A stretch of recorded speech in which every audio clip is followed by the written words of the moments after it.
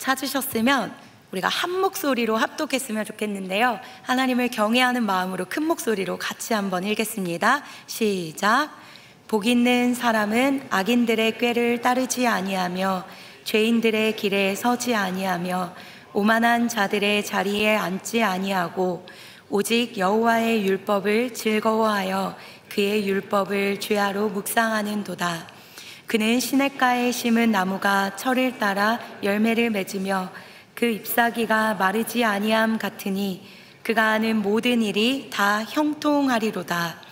악인들은 그렇지 아니하며 오직 바람에 나는 겨와 같도다. 그러므로 악인들은 심판을 견디지 못하며 죄인들이 의인들의 모임에 들지 못하리로다. 무릇 의인들의 길은 여호와께서 인정하시나 악인들의 길은 망하리로다. 아멘. 하나님의 말씀입니다.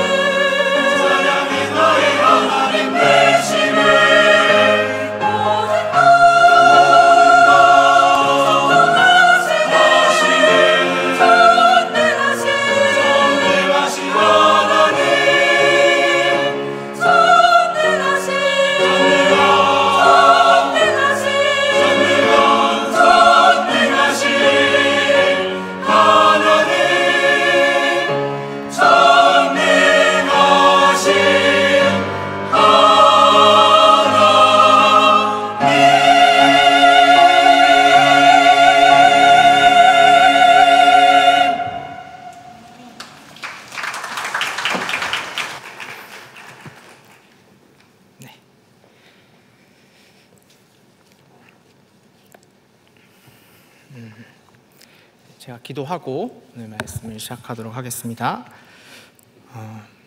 하나님 아버지, 오늘도 우리에게 새 날을 허락하시사 새 하루의 빛을 보게 하시니 감사를 드립니다.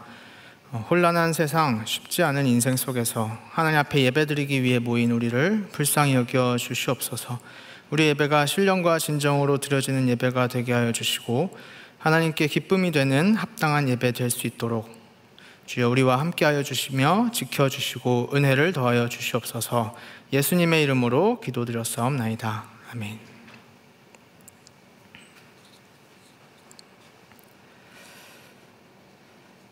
소위 바둑의 전설로 여겨지는 우리나라의 바둑 기사가 있습니다. 조훈현 구단입니다. 이분은 4살 때 바둑을 시작해서 9살의 어린 나이에 이미 사상 최연소 프로 바둑 기사로 입단을 했습니다. 현역 시절에 그는 많은 기록을 남기기도 했습니다. 최초의 프로 바둑 선수권 대회였던 세계 대회였던 응창기배의 초대 우승자가 되기도 하셨고, 우리에게 제일 잘 알려져 있기로는 한때 동아일보에서 주최했던 유서 깊은 바둑 기전인 국수전의 최다 우승자로 기억되고 있습니다. 이 국수전이라고 하는 대회에서 무려 혼자 16번이나 우승을 하셨기 때문에 아예 조훈현 국수라고 불리기도 합니다. 이뿐만 아니라 한 해 동안 열리는 모든 대회에서, 당시에는 1년에 거의 10개 정도의 대회가 열렸다고 하는데요, 그 모든 대회에서 우승을 싹쓸이하는, 한 해만 그렇게 해도 대단한 것인데 그 전관왕의 타이틀을 3차례나 달성해낸 그야말로 전무후무한 대기록을 세웠던 바둑의 천재였습니다. 그는 아주 어린 시절부터 동네 어르신들과 이제 대국을 했는데 하는 족족 지는 법이 없고 다 이기니까 이게 재밌는 겁니다. 그러다 보니까 분명 바둑에도 정석이라고 하는 것이 있는데 어린 마음에 이런 정석은 등한시하고 어떻게든지 이기기 위한 수들, 그저 쉽게 승리를 따낼 수 있는 꼼수 같은 얄팍한 수들만 가지고 이 대국에 임했었다고 합니다. 그러던 것이 10살의 나이에 바둑을 배우러 유학을 떠났던 일본에서 바둑의 정석이라고 하는 것을 처음으로 알게 되고 나서야, 그제서야 뼈저린 반성과 깨달음을 얻었다고 합니다. 그때 당시를 조훈현 씨는 이렇게 회고합니다. 나중에 일본으로 가서 처음으로 정석을 접했을 때 나는 그동안 내가 둔 바둑이 얼마나 천방지축이었는지를 깨닫고 부끄러움을 느꼈다. 정석은 일종의 기본기인데 그것을 전혀 모른 채 바둑을 두어왔으니 고삐가 풀린 망아지나 다름없었던 것이다. 정석으로 똘똘 뭉친 일본 원생들에게 무참히 깨지면서 나는 기본기의 중요성을 실감했다. 그저 이기기만 하면 그만이라고 생각했던 철부지 학생이 새삼 정석과 기본기의 중요성을 실감하게 되었던 것입니다. 훗날에 이 조훈현 씨의 제자로 들어갔던 사람이 바로 그 유명한 이창호 구단이었습니다. 공교롭게도 이창호 씨의 어린 시절 모습 역시도 과거에 철없이 바둑을 두었던 조훈현 씨의 모습과 많이 닮아 있었던 것 같습니다. 이 이창호 씨 역시도 어린 시절에 동네 어르신들과 대국을 할 때마다 어떻게든지 이기면 그만이라는 생각으로 바둑을 두었고, 정석이니 기본기니 하는 것들은 그냥 시시한 것들로 치부하였다고 합니다. 이렇게 정석을 우습게 알고 기본기를 무시하던 제자 이창호에게 스승이었던 조훈현은 기본기부터 차근차근 익혀야 한다고 충고하였고, 자신이 과거에 그토록 뼈저리가 실감했던 정석과 기본기의 중요성을 엄격하게 가르쳐 주었다고 합니다. 그러고는 얼마 지나지 않아 수년 후에 제자였던 이창호는 어느새 자신의 스승 조훈현을 바둑 실력으로 압도하고 능가해내는 청어람의 예를 보여주게 됩니다. 기본 같은 것은 필요 없는 마냥 천재인 줄로만 알았던 조훈현과 이창호 같은 사람들에게도 정석과 기본기는 다른 어떤 것보다 가장 중요한 덕목이었습니다. 하물며 바둑에서조차 이렇게 정석과 기본기가 중요하다면 우리 그리스도인들의 신앙생활에 있어서의 정석과 기본기라는 것은 얼마나 더 중요한 것일까요? 오늘날 교회는 많은 것들을 재건하고 회복해야만 합니다. 그러나 여러 가지 다른 많은 것들 중에서도 우리 안에 가장 먼저 회복되어야 할 것이 있다면 그것은 바로 우리 신앙의 정석과 기본기일 것입니다.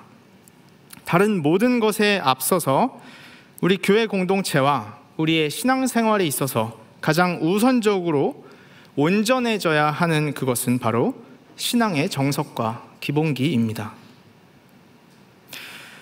오늘 본문인 시편 1편은 우리 모든 그리스도인들의 신앙생활에 있어서 가장 기초가 되는 정석과 기본기를 말씀하고 있습니다. 시편 1편에서는 두 가지 서로 상반된 삶의 모습이 대조되고 있습니다. 그것은 복 있는 사람, 그리고 그렇지 않은 사람, 또는 의인과 악인으로 구별되는 두 가지 정반대의 인생입니다. 1절부터 3절까지는 복 있는 사람, 의인들의 삶의 모습이 어떠한지를 말씀하고 4절과 5절은 그와 완전히 반대되는 악인들의 삶의 모습을 보여주고 있습니다.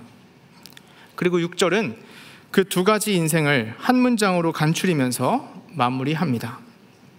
다시 말해 시편 1편에서는 하나님의 백성인 그리스도인들의 삶의 모습과 그렇지 못한 인생의 모습이 뚜렷하게 대조를 이루고 있고, 무엇보다 그리스도인에게 있어서 가장 기초가 되는 기본 진리를 말씀하고 있다는 것입니다. 1절은 이렇게 시작을 합니다. 제가 읽겠습니다.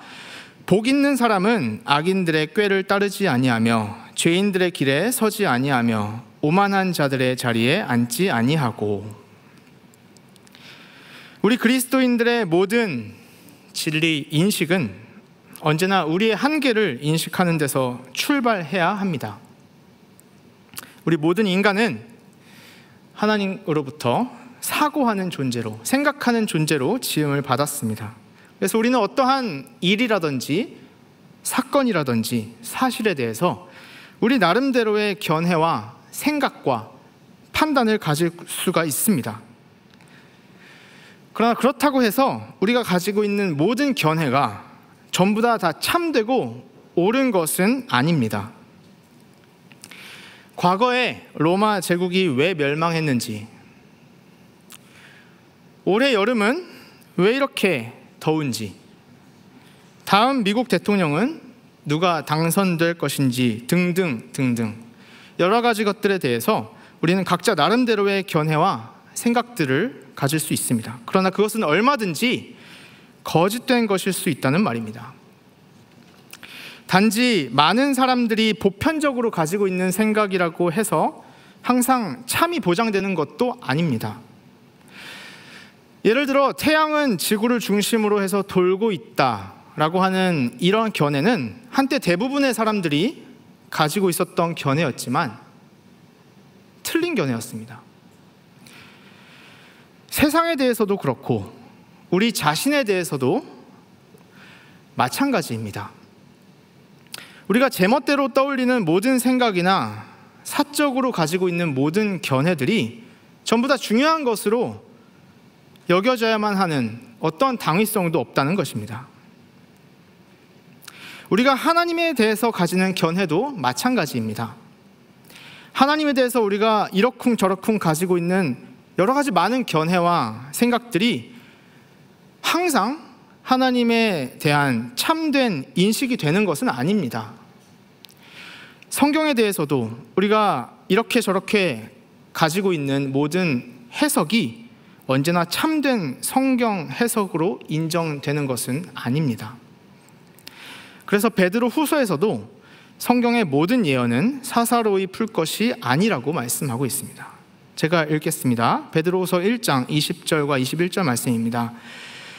먼저 알 것은 성경의 모든 예언은 사사로이 풀 것이 아니니 예언은 언제든지 사람의 뜻으로 낸 것이 아니요 오직 성령의 감동하심을 받은 사람들이 하나님께 받아 말한 것임이라. 이런 점에서 우리는 세상에서 너의 생각이 중요하다고 가르치는 그 가르침을 한번 다시 생각해 보아야 할 것입니다. 만일 우리가 참된 것을 추구하지 않고 그냥 단지 주관적인 망상과 사사로운 공상만 일삼고 있다면, 그럼에도 불구하고 과연 우리의 생각은 그 자체로 옳다고 인정받아야만 하는 것일까요? 존중받아야 하는 것일까요? 오늘날 세상의 많은 가르침 속에서 우리는 우리의 생각 자체가 무조건적으로 존중받아야 하고 인정받아야 하는 것처럼 교육받고 있는 것 같습니다. 너의 생각이 중요해. 너의 삶의 주인은 바로 너 자신이야. 이러한 구호들은 어느새 이 시대에 당연한 교훈처럼 가르쳐지고 있는 것 같습니다.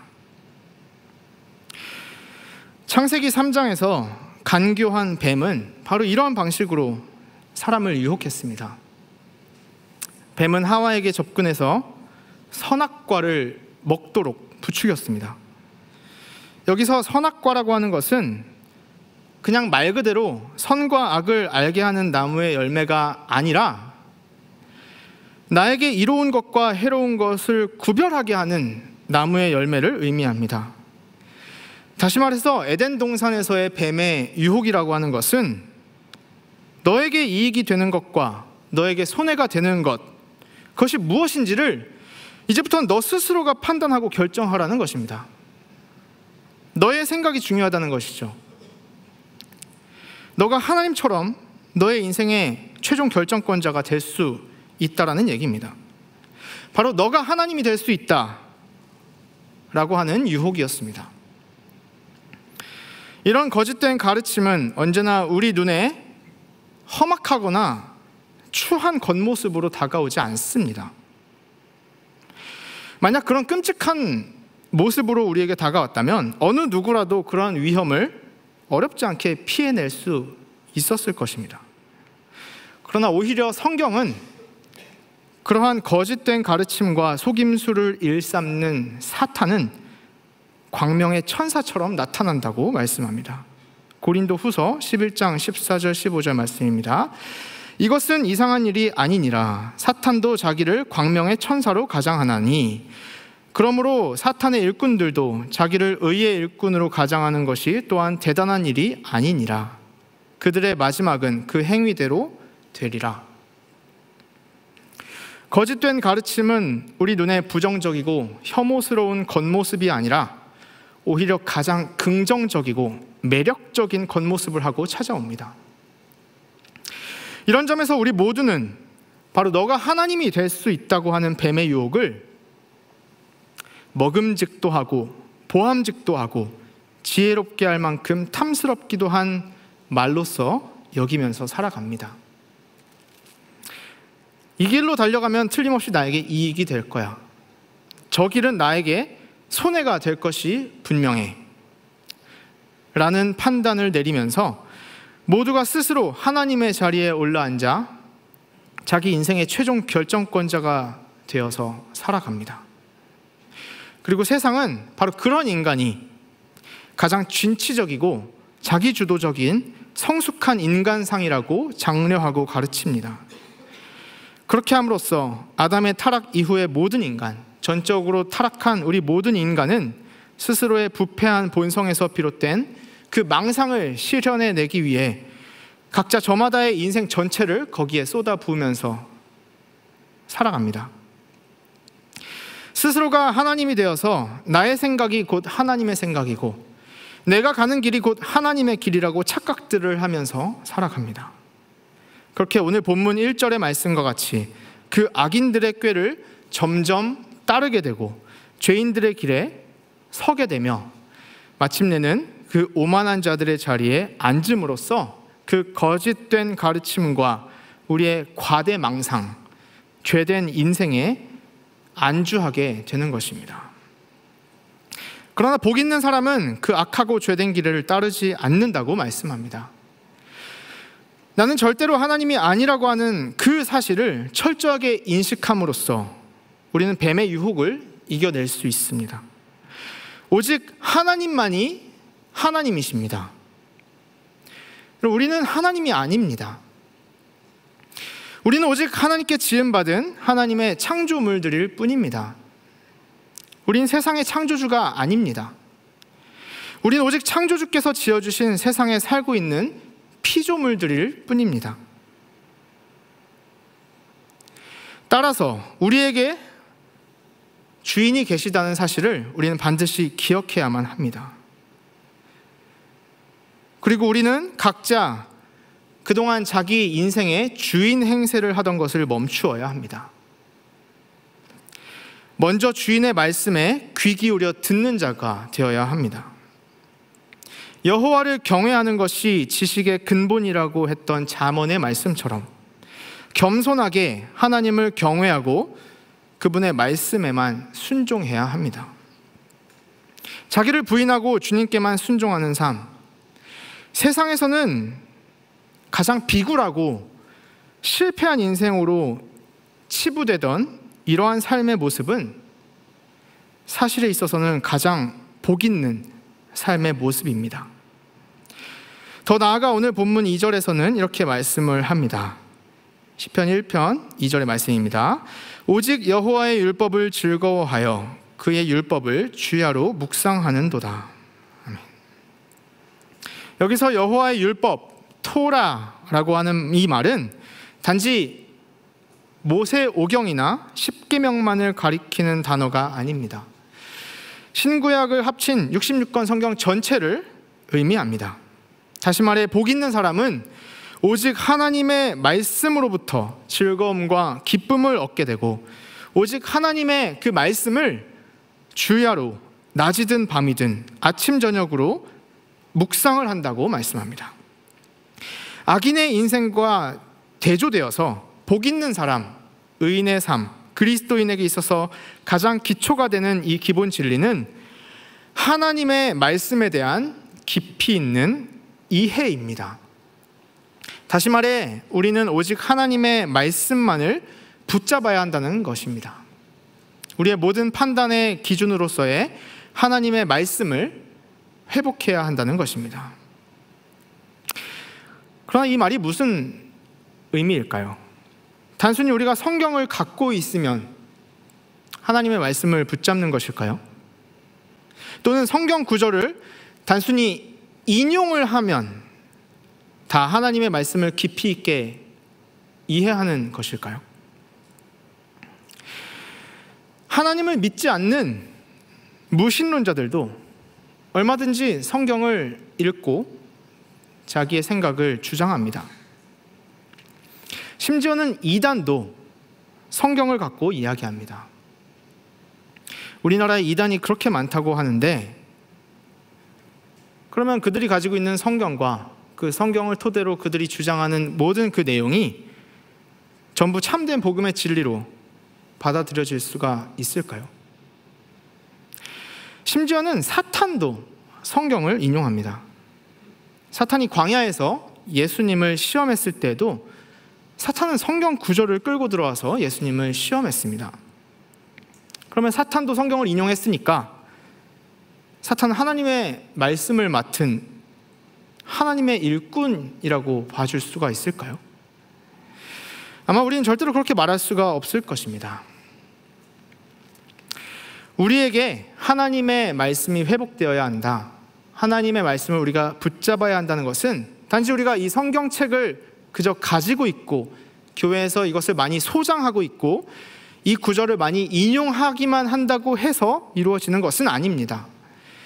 우리에게는 반드시 성경과 함께 이 성경에 접근하는 올바른 기준이 필요합니다.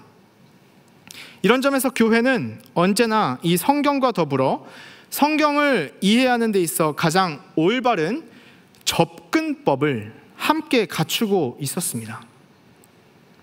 성경에 관해서 믿을 만한 신앙의 기준을 가지고 있었다라는 말입니다.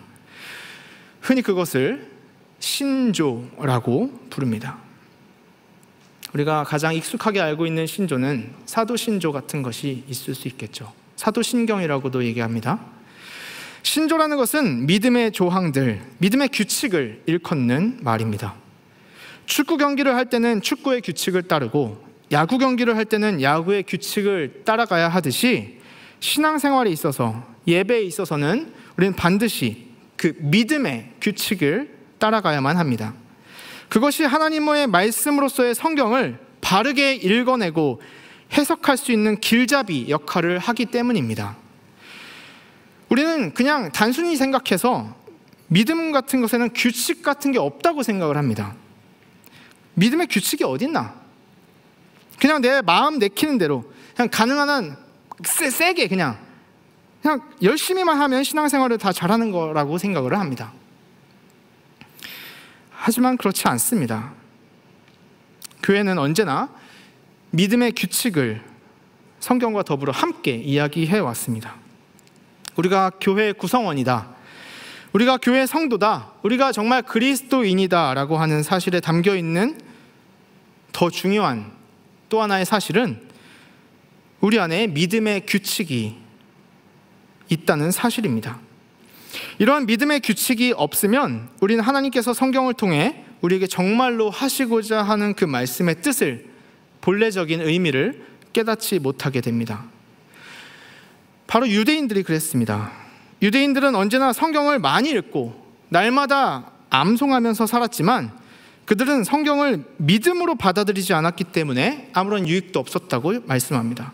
히브리서 4장 2절의 말씀을 제가 쉬운 성경으로 읽겠습니다.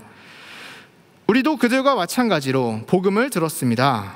다만 그들은 복음을 들을 때에 그 말씀을 믿음으로 받지 않았기 때문에 유익을 얻지 못한 것입니다. 여기에서 그들은 유대인입니다. 또한 로마서 10장 2절에 이런 말씀을 합니다. 내가 증언하노니, 마찬가지로 그들은 유대인입니다. 그들이 하나님께 열심히 있으나 올바른 지식을 따른 것이 아니니라.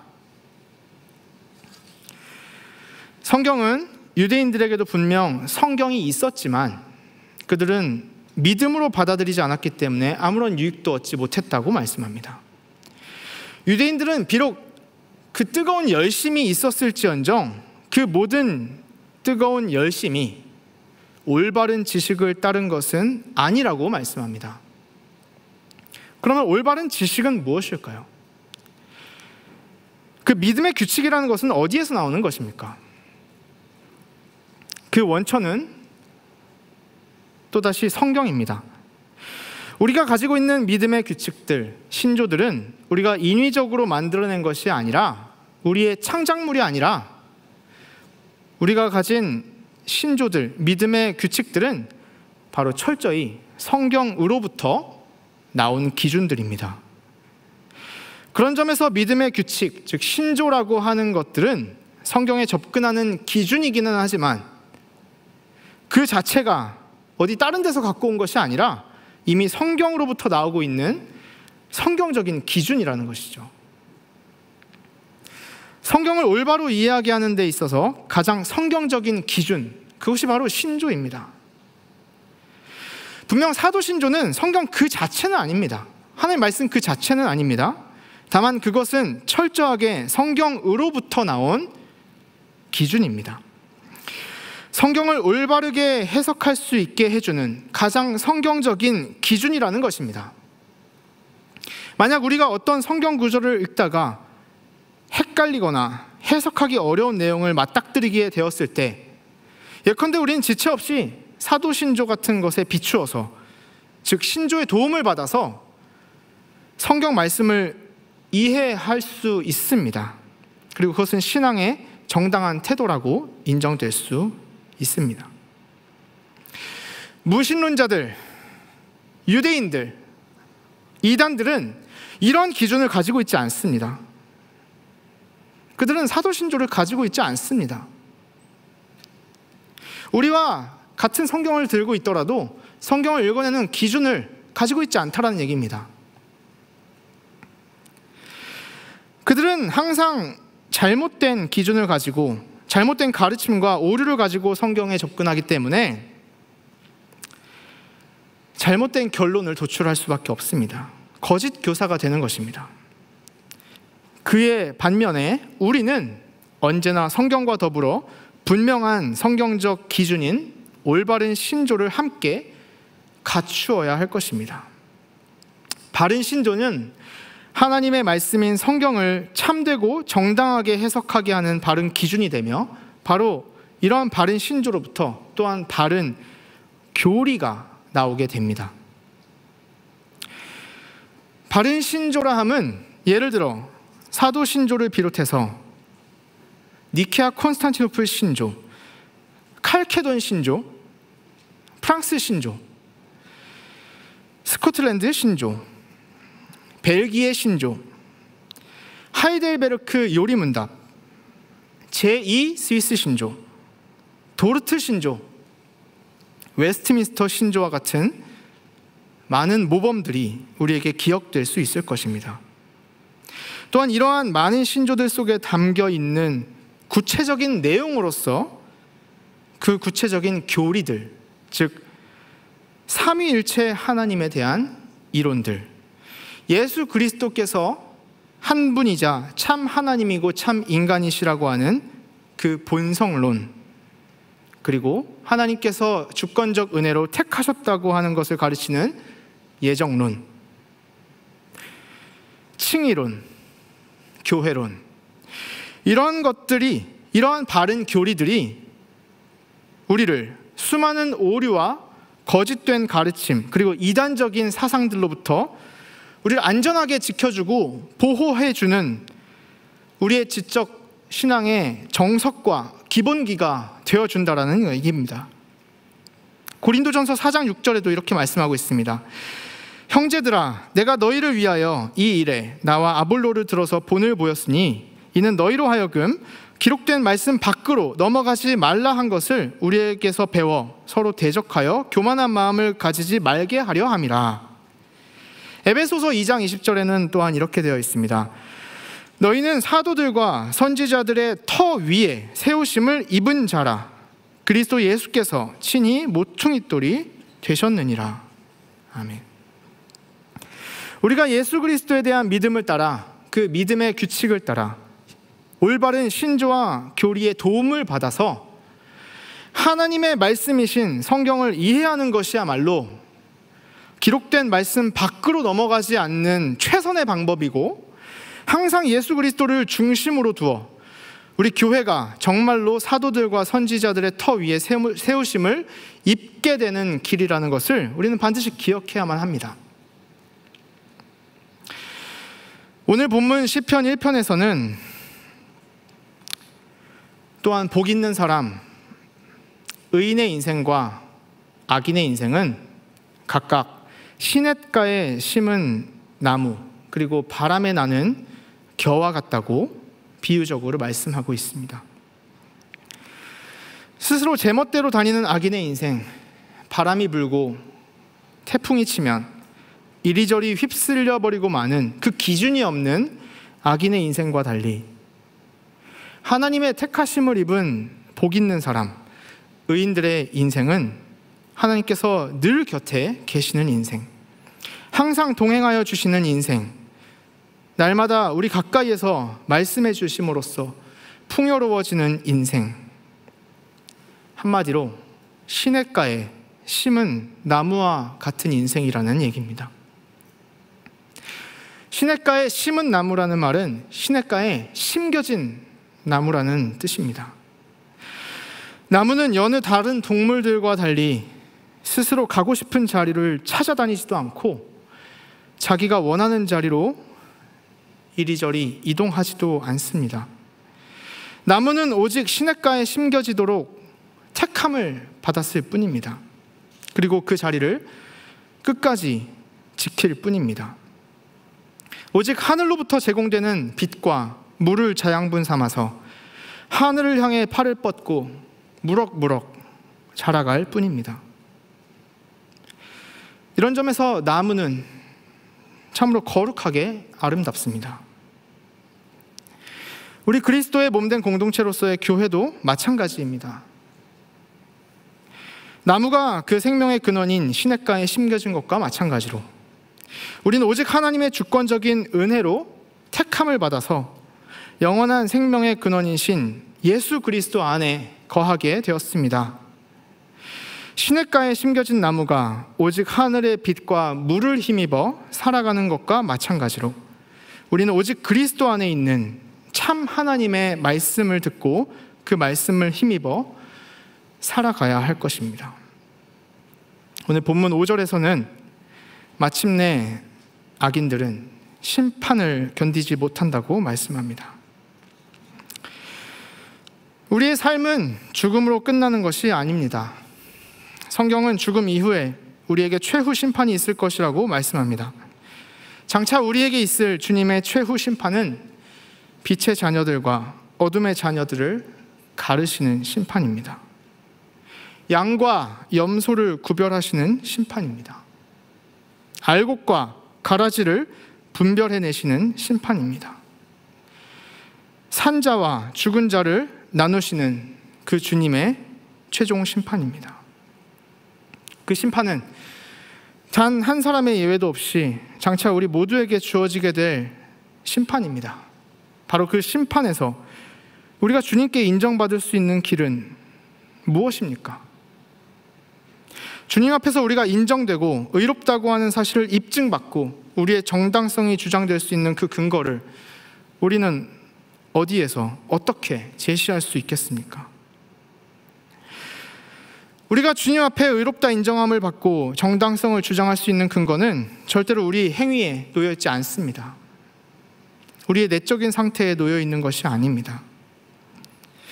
오직 하나님의 택하심에 달려 있는 것입니다. 성경은 그것을 오직 은혜라고 말씀합니다.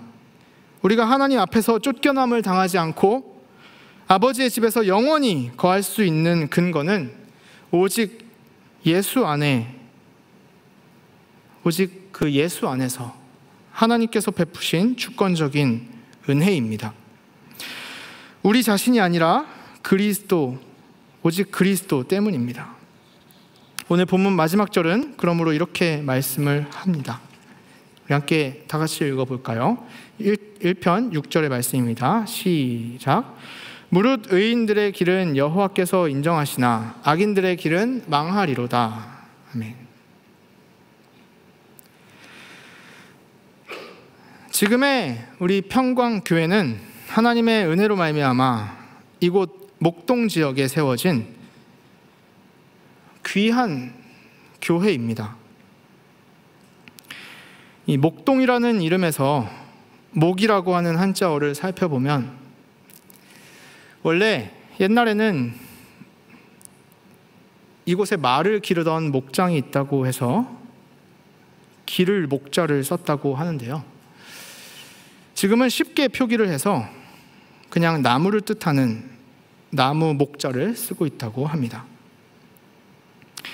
과연 지금의 그 이름에 걸맞게 이곳 목동에는 어딜 가나 길가에 수많은 나무들이 빽빽하게 심겨져 있어서 요즘 같은 한여름이면 푸른 잎이 청청하게 우거져 있는 풍경을 어디에서든지 쉽게 볼 수 있을 정도입니다. 평광교회 청년들과 성도 여러분, 이곳 목동의 다른 많은 나무들과 같이 주님께서 우리에게 허락하신 이 귀중한 은혜의 터를 영원한 생명의 근원 되신 예수 그리스도께 속한 인생을 주님께서 심어주신 이 시냇가의 자리를 거룩하게 아름다운 그 나무의 모습으로 감사함으로 끝까지 겸손하게 지켜나가실 수 있기를 바랍니다. 은혜의 자리를 벗어나 버려서 바람에 나부끼는 인생이 아니라 하나님께서 인정하심으로 말미암아 철을 따라 열매를 많이 맺고 잎사귀가 마르지 않는 인생으로 남게 되기를 오직 하나님께 전적인 은혜를 받은 자들답게 주님께서 허락하신 이곳, 이 은혜의 자리를 우직한 한 그루 나무처럼 신실하게 지켜내는 우리 평광의 모든 성도들 될 수 있기를 바랍니다. 함께 찬양하시겠습니다.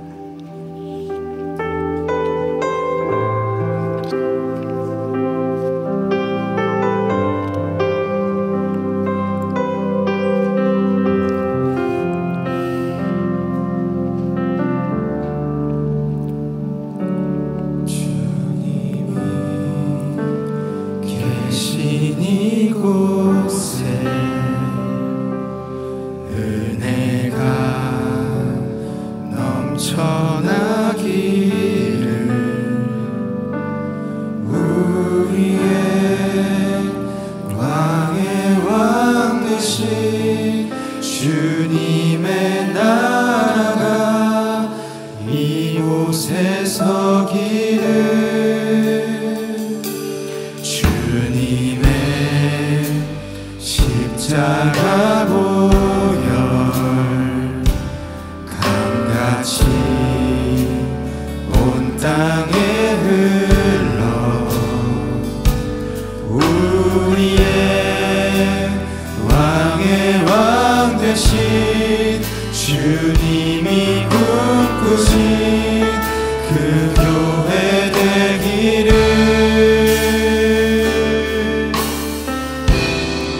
주님의 강물이 흘러 여기 생명의 나무 열매 맺으며 넘쳐나리라 주님의 은혜로 생수의 강이 넘쳐나리라 기쁨의 노래가 되어 여기 마르지 않는 샘이 되리니 넘쳐나리라 주님의 은혜로 다시 한번 찬양하겠습니다. 생수의 강이 넘쳐나리라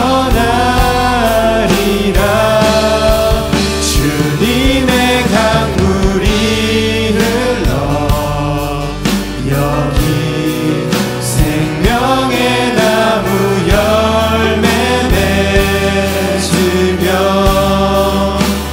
넘쳐나리라 주님의 은혜로 생수의 강이 넘쳐나리라 기쁨의 노래가 되어 여기 마르지 않는 샘이 되리니 넘쳐나리라 주님의 은혜로 생수의 강이 넘쳐나리라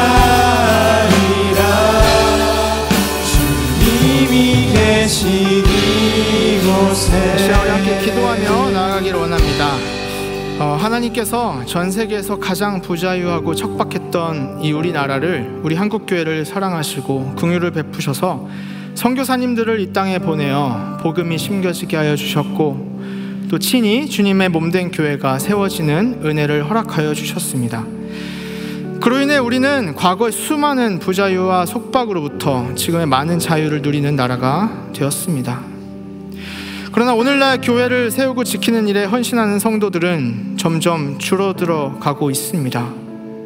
교회는 문을 닫고 있고 청년들은 점점 줄어들고 있습니다. 삶의 어려움에 허덕이고 지치고 허무해진 사람들은 더 이상 교회를 찾아오지 않고 오히려 점집이나 무당을 찾아가는 비율이 더 높아지고 있다고 합니다. 주님, 우리 한국교회가 주님께서 허락하신 귀한 이 은혜의 자리를 점점 잃어버리고 있는 것은 아닌지 돌이켜보고 반성하고 뉘우치며 회개합니다. 처음 심어주셨던 그 시냇가의 자리를 떠나 악인의 꾀와 죄인의 길과 오만한 자들의 자리로 우리 모두가 잘못 가고 있었다면 우리의 마음과 길을 돌이켜 다시금 주님의 은혜의 자리로 돌아오게 하여 주시옵소서. 또한 그러한 우리의 평광교회와 청년부 될 수 있도록 지켜주시옵소서. 우리 이 시간 그런 은혜의 자리, 시냇가에 심겨진 나무의 자리를 잘 지켜낼 수 있도록 그러한 기도 제목을 가지고 함께 기도하며 나아가도록 하시겠습니다. 함께 기도하겠습니다. 하나님 아버지, 말씀을 생각하며 복 있는 사람과 의인의 삶이 어떻게 다른지를 주님께서 심겨주신 그 자리를 끝까지 지켜내는 은혜의 삶을 살게 하여 주시옵소서. 시냇가에 심겨진 나무처럼 지금 그 자리를 소중하게 여기는 우리가 되게 하여 주시고, 처음 그 첫사랑을 주셨던 신앙의 자리를 회복하고 우리가 그 자리를 끝까지 지켜내는 나무와 같은 삶을 살게 하여 주시옵소서. 주님, 우리를 불쌍히 여겨 주시옵소서. 우리는 전부 다 새 갈 길로 가고 전부 다 자기 소견대로 이리로 저리로 자리를 옮겨가게 됩니다. 교회를 떠나가게 됩니다. 그 은혜의 터를 잃어버리게 됩니다. 그것을 다 상실하게 됩니다. 하나님께서 허락하신 그 자리가 지겨워지고 권태로워져서 그 은혜를 다 온전히 잃어버리고 살아가게 됩니다. 주를 불쌍히 여겨 주시옵소서. 그 자리를 끝까지 지켜내는 목동의 나무와 같은 인생 되게 하여 주시옵소서.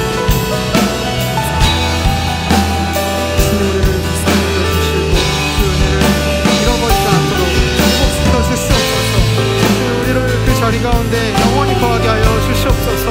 하나님의 자리를 사모하게 하여 주시고 오직 여호와의 율법을 즐거워하여 그 말씀을 주야로 묵상하는 자들 되게 하여 주시옵소서. 그 가장 기본을 우리가 잃어버리지 않게 하여 주시고 그 은혜의 터 위에 영원히 우리의 뿌리를 내리고 살게 하여 주옵소서.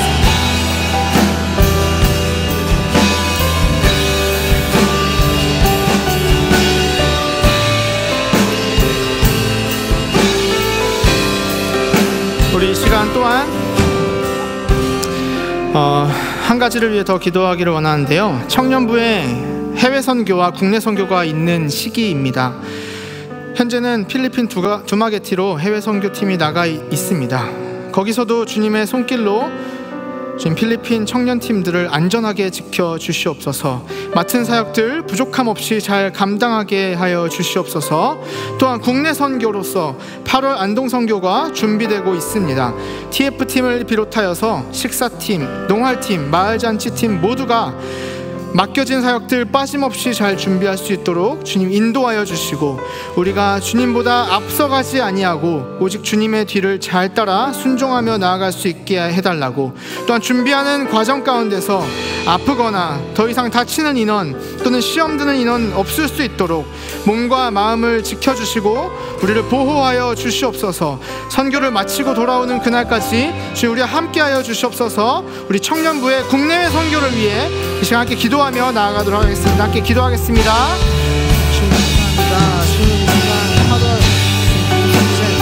국내외 선교로 청년들이 필리핀 두마게티와 또한 안동 선교를 준비하고 있는 시즌입니다. 지금 현재는 필리핀으로 청년팀들이 선교를 위해 나가 있습니다. 그들을 불쌍히 여겨 주시옵소서. 그들을 함께하여 주시옵소서. 그들이 사역을 하고 복음을 전하는 일에 있어서 부족함 없게 하여 주시고 주님께서 그곳 가운데 임재하여 주시고 함께하여 주시옵소서.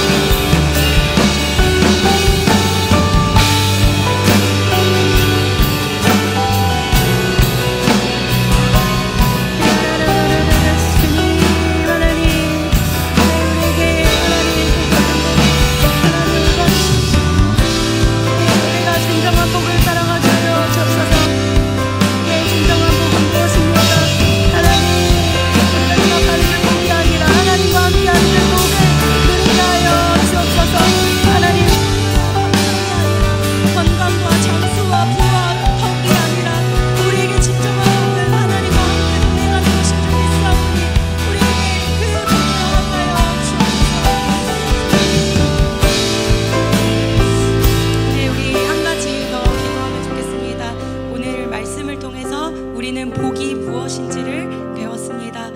성경에서의 복은 우리가 흔히 생각하는 복과 다릅니다. 건강과 장수와 부와 재정과 이 많은 것을 얻는 것, 소유나 우리의 감정과 행복이 복이 아니라 하나님과 함께 하는 것, 그것이 복이라는 것, 우리가 그것을 배웠습니다.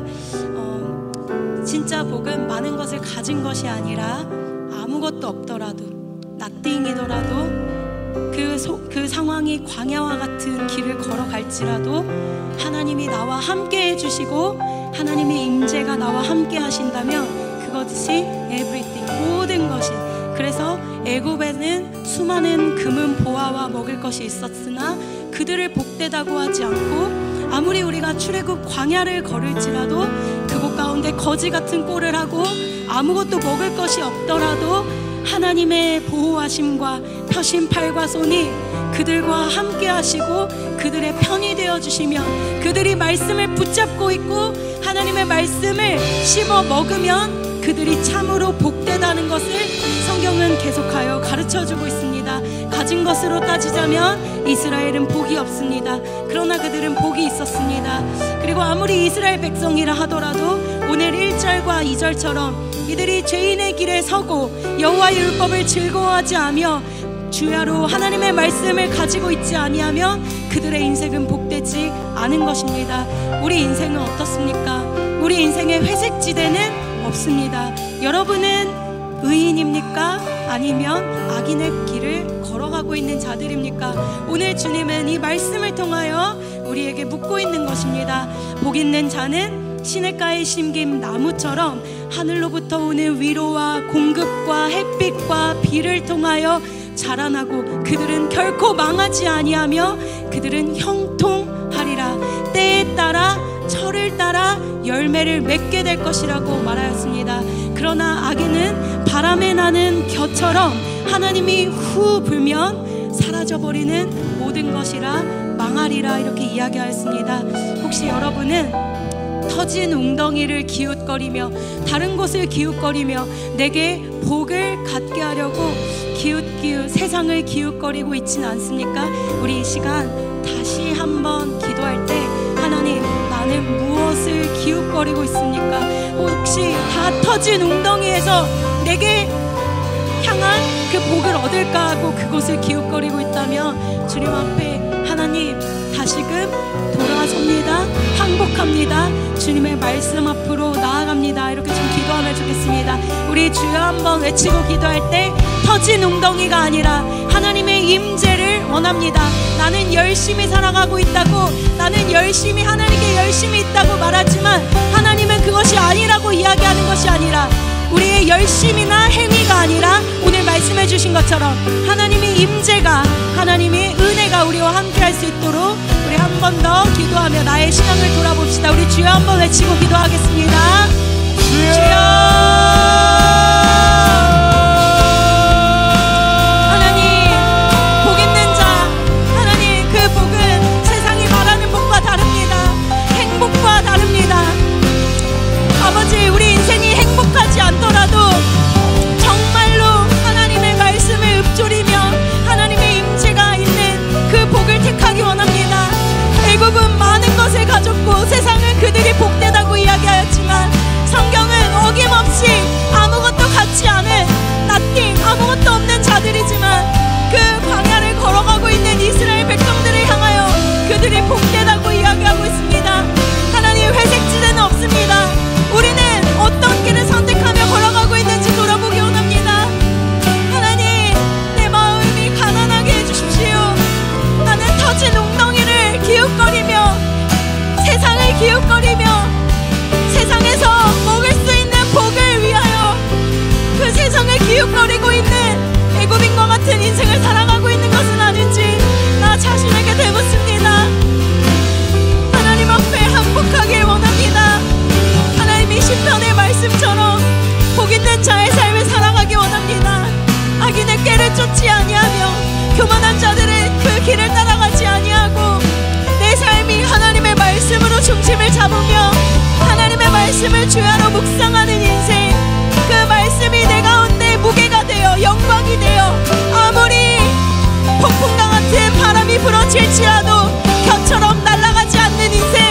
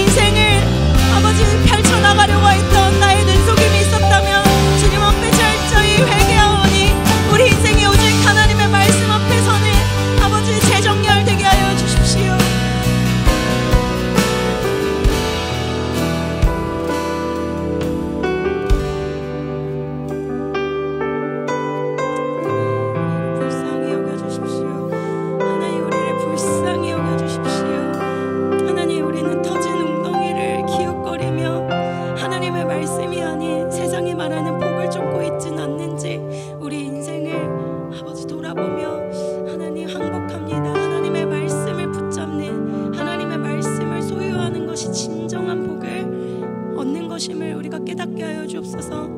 그곳에 우리의 승리가 있고 그곳에 우리의 흥망성패가 달려 있습니다.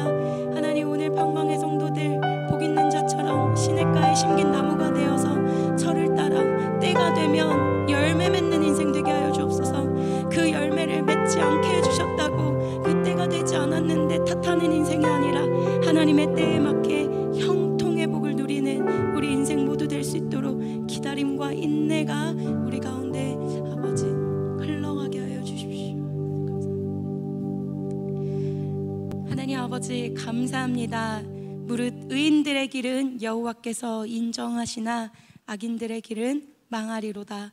우리의 인생은 후 불면 사라지는 겨가 아니라 시냇가에 심긴 나무처럼 굳건히 뿌리를 내리고 주님이 주시는 양분을 벗삼아 또 그것을 먹으며 자라나는 인생으로 살아갈 수 있도록 우리의 심령에 주의 말씀으로 채워 주옵소서. 감사드리며 예수님의 이름으로 기도드립니다. 아멘.